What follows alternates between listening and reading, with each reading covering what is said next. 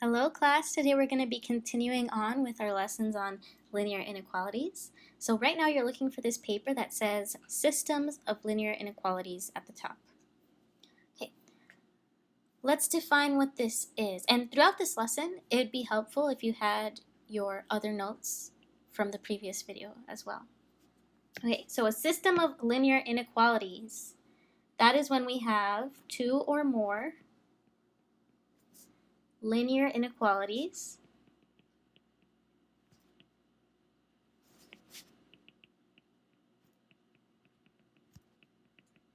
that are graphed together.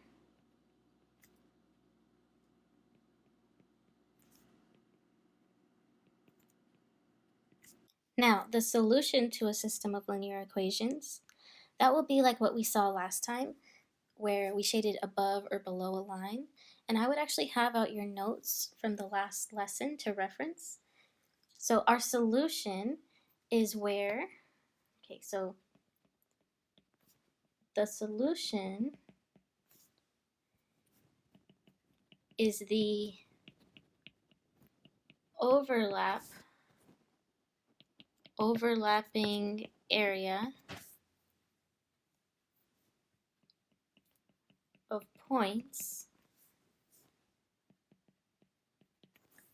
that makes both inequalities true.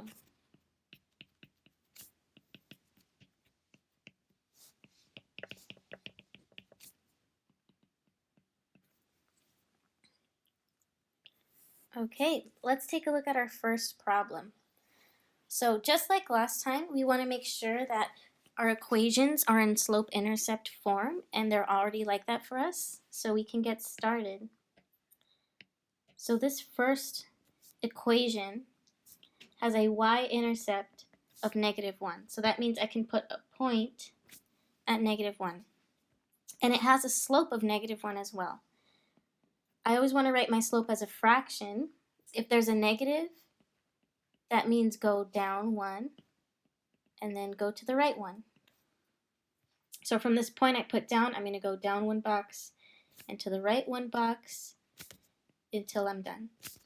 Okay, now I want to connect my points with a dotted line.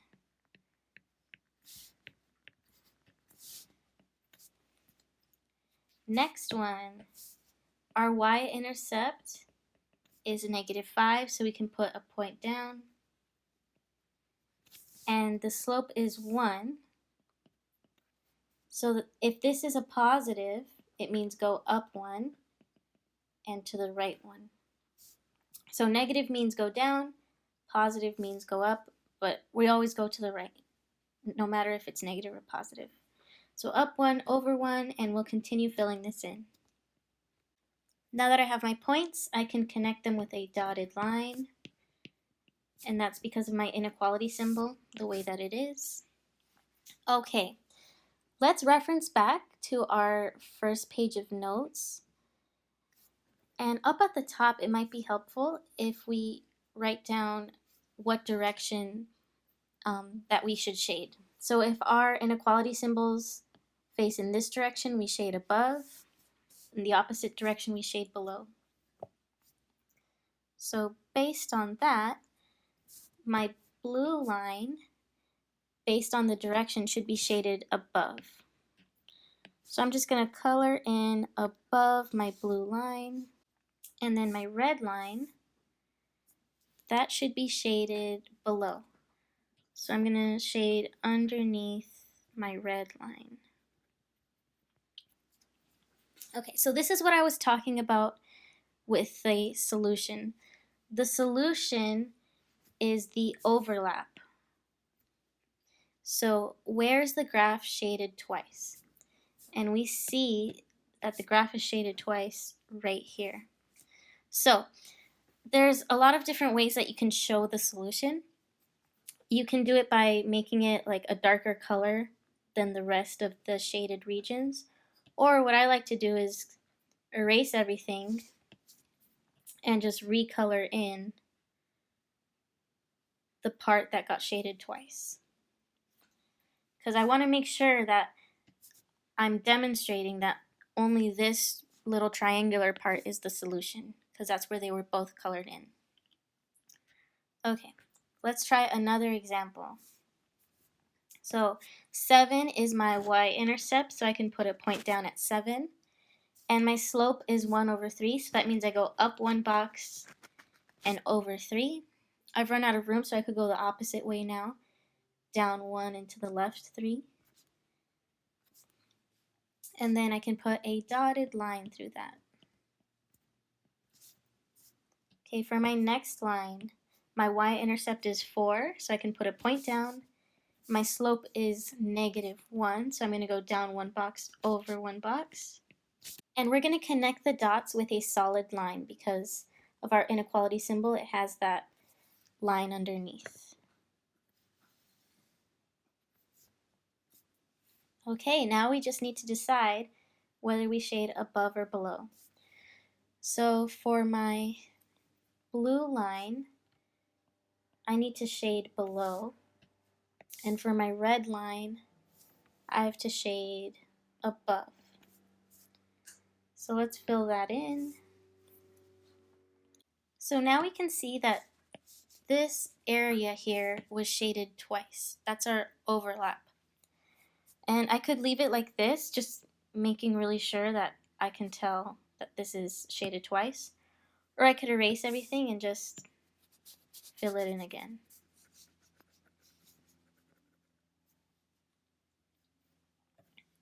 Okay, let's try number 3.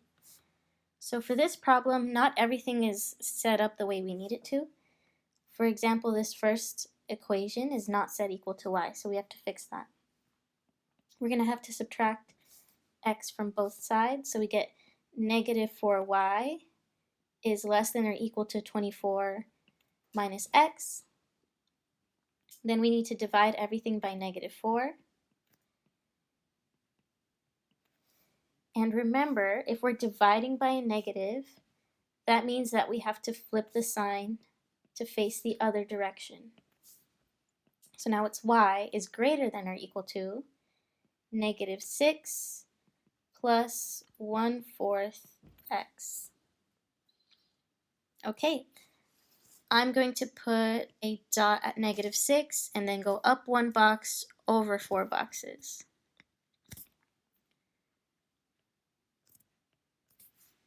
And then I can fill that in with a solid line. Our next equation's a little bit easier. It's already in slope-intercept form, so we just put our y-intercept at 1. Our slope is 2 over 1, so that means go up 2 boxes over 1. And this also gets a solid line. Okay, let's start shading. So I always want to shade based on my final answer here. If I ended up dividing by a negative, I have to take that into account. So this tells me to shade above, and the other one we have to shade below. And now we can see the kind of purple region is where they both got shaded. And once again, what I like to do is erase that and fill it in again. And we're done. That is our solution. Let's move on to number 4. Okay, this first line, we have an x, but there's no y. So automatically that tells me that this is going to be a vertical line. So we saw this in our last notes. So let's go to where x is equal to -4 and create a vertical dotted line here. For our next inequality, we're going to have to set y by itself. So let's subtract the 3x from both sides. We get 2y is less than or equal to -2 minus 3x. Divide both sides by 2. And we're dividing by a positive here. So nothing happens to our inequality symbol. It stays facing the same direction. So we have -1 minus 3/2 x. So we can put our y-intercept at -1, and our slope tells us to go down 3 boxes and to the right 2 boxes. And we fill that in with a solid line. This inequality symbol tells me to shade below. And for the first line, the vertical line, I'm going to use a test point to determine where I shade. So I'm going to test the point 0, 0. If I plug in 0 for x, is it true that 0 is less than -4? No, that's not true. So that's not a solution. It's not going to be colored in. So we're going to color in on the opposite side. We're going to color in where the test point isn't. Okay, here's what our overlapping regions look like. And once again, it's just personal preference. I like to erase everything and color it in again. There, so that should be our solution. Let's move on to number 5. For my first equation, I want to make y be by itself, so I'm going to have to subtract 4x from both sides. So we have -5y is greater than or equal to -35 minus 4x. Then we divide everything by -5, and important to note here, since we're dividing by a negative, that inequality symbol flips direction. So we have y is less than or equal to +7 plus 4/5 x. And now we can graph it. We're going to put a dot at 7, and then I don't have any room to go up 4 and over 5, so I want to do the opposite. I can go down 4 and over 5. And I'll end up over here. I only have enough room for 2 points, but that's totally fine. All we need is 2 points to draw a straight line through them. Now let's go ahead and shade this in while we're at it. So based on the direction of this inequality symbol, I know that I can shade below.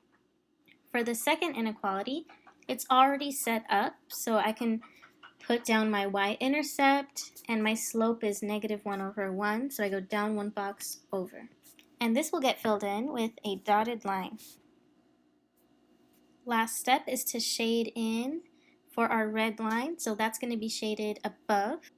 And now we can see our overlapping region. So I'm just going to erase that and draw it again.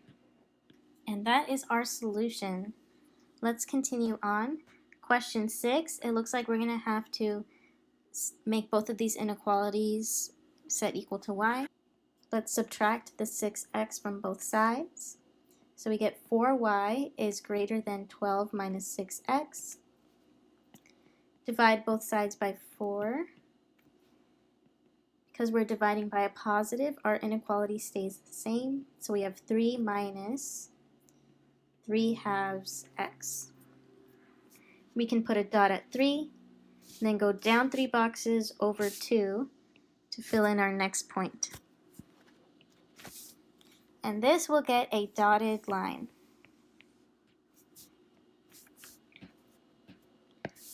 Let's go ahead and shade that above. For this equation, we're going to have to subtract the 3x from both sides. So we get -4y is greater than 8 minus 3x. Divide everything by -4. And because we're dividing by a negative, our inequality symbol will face the other direction. So we have y is less than -2 plus 3/4 x. So we put a point at -2, we go up 3 boxes over 4, and we put a dotted line.